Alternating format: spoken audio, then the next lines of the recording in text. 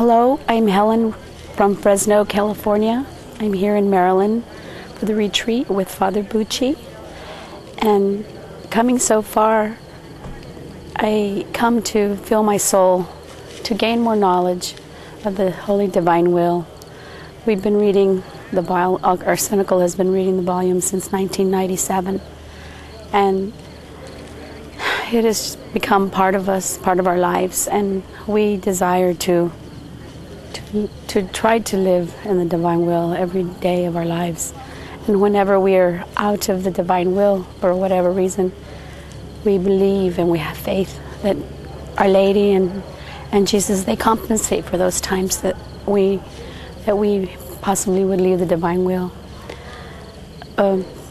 In our resting, we call the divine will to rest in us, to dwell in us, to come into our veins and to fill us with the holy divine will, even at our resting.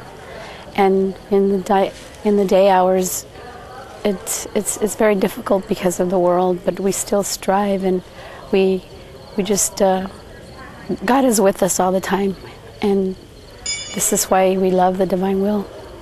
We come so close to be with God, and even people that we don't love, we begin to love them, and we just need to understand each other.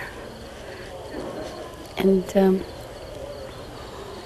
we love Luisa, we love the divine will, and we're so glad that Father Bucci comes to the United States to enrich us with all his knowledge and share with us everything that he can show us, that all the knowledge that he has within him, because he's very special to us. Thank you. My name is Jerry Bressanelli. I live in Canton, Ohio. My wife has been involved with Luisa Piccarreta and her writing since 1994. I didn't become involved at all with Luisa or her writings until 2004.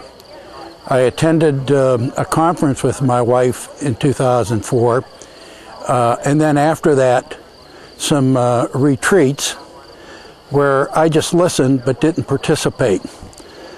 My journey is a little different from others in that initially I was skeptical.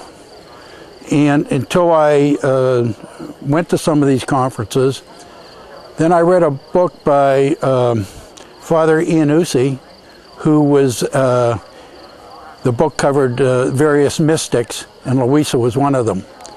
And that influenced me. But the biggest influence was a book I read called 17 Years, which involved the relationship between St. Annibal and Luisa. St. Annibal, he was declared a saint in around the year 2000, and the reason for his sainthood involved the years prior to his last 17 years on earth. What he did for the last 17 years was he met Luisa, and he devoted the rest of his life to publishing her writings. So he was a saint, and he was so impressed with Luisa in the writings that he gave up his vocations, which led to a sainthood. And to me, that gave real credibility to the writings of Luisa. So I start reading the writings, and I've completed just about 24 volumes of the 36 volumes. And what also impressed me by in the readings is Jesus said that Luisa is only the pen, that these readings are really his own, and that Luisa is just this instrument for recording them.